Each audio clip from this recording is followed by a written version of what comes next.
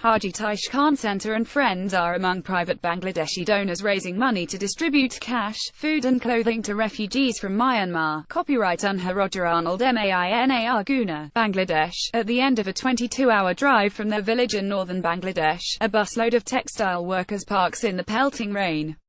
In the mud, thousands of famished men, women and children line up to receive bags stuffed with sugar, biscuits and flat rice, handed out through the fogged-up windows of the bus. "Why are we here to serve humanity?" says Haji Taish Khan, shrugging as if it were a silly question. "As soon as we saw the news, we knew we had to come and help them. Thousands of Rohingyas have fled violence in Myanmar. Follow the crisis here." He is referring to more than 500,000 refugees who have fled violence in Myanmar, most struggling to survive in abject conditions in southeast Bangladesh, where they are in dire need of just about everything. As the volunteers pass out thousands of bags, Haji Khan explains how it was not just his workmates, but the whole village that got behind the push to save lives. Through a donation drive, they bought enough food and clothing to fill 2 pallets and, with the remaining cash, rented the bus and set off for the rain-soaked hills of southeast Bangladesh, where suffering is on an unimaginable scale. "Our whole community is involved, and we will keep on coming until the situation is stabilized," says Haji Khan. His workmates, packed around him in the bus, nod in agreement.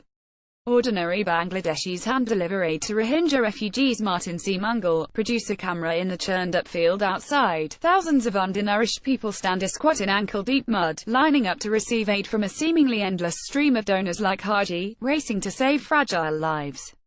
"They come through for us, and we depend on them," says Yunus, an emaciated father, hugging a bag stuffed with high-calorie food. His family have no shelter, he says, but at least now we have something to eat. The muddy space is one of 13 official points in Cox's Bazar district for distributing the aid arriving from across the country. Officials schedule the deliveries and work with refugee community leaders to assign redeemable coupons to those in greatest need. "We came ourselves to give it directly to the people who need it." Next up is a high-sided truck crammed with 6,000 sacks of aid. Each contains rice, lentils, vegetables, baby milk, soap, clothes, blankets and mosquito nets, brought from the capital, Dhaka, by 24 members of a manufacturers association. "We came ourselves to give it directly to the people who need it," says Jalal Ahmed, smartly dressed in a sports shirt and trousers, out in the mire. As they hand out the sacks, a Bangladeshi soldier blows a whistle and swings a stick to ensure order in the long lines of refugees, among them railed-than widow Nesaro, who is 50 but looks older. Her husband was shot dead in Myanmar and she has 2 daughters to feed, but no shelter of her own. "Your support is urgently needed to help the refugees in Bangladesh. Please give now." To Yob, 52, a father of 6, is gaunt. He receives a bag of aid from the Dhaka businessman and says, "I'm famished. I thank God Almighty for sending these people to us.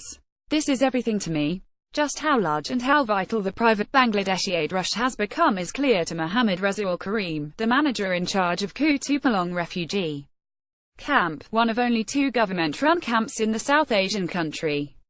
"Without the private donors, it would be a disaster," he says. The number of refugees in the immediate area around Kutupalong has tripled to 300,000 in a little over a month, he says. Karim estimates that fully 90% of the aid reaching them comes from private donors.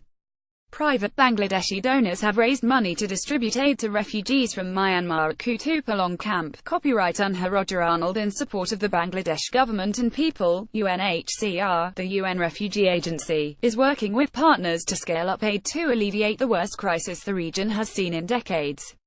It has flown in 5 aircraft packed with shelter and other materials and has teams on the ground providing the refugees with thousands of tarpaulins and family tents. It is putting in clean water and sanitation systems, and is providing additional support to the Bangladesh government's vaccination drive. The aid agencies are working systematically. In the meantime, the private donors are filling a gap, says Shirin Akhtar, a UNHCR protection associate from Bangladesh with 12 years' experience in the camps. "What they are doing is needed, it's very important," she says. "We are here to help all humanity." UNHCR works side by side with the private donors. Not only do they bring supplies to the refugee camps and the vast pop-up cities that have sprung up beyond them, their aid is even reaching refugees at risk of being overlooked as they shelter in small villages. One recent afternoon, UNHCR witnessed deliveries by 3 Bangladeshi aid groups at a tiny village ringed by forest and rice paddies near Kutupalong, where 101 Hindu families have been given shelter after fleeing slaughter and flames in Myanmar. 2 groups provided aid ranging from mosquito nets to bedding and cushions, while local farmer Muhammad Haq brought rice, potatoes and vegetables from the coastal city of Cox's Bazar, a few miles away. "We are here to help all humanity," he says. God be praised. Up to 15,000 refugees stranded near Bangladesh-Myanmar border.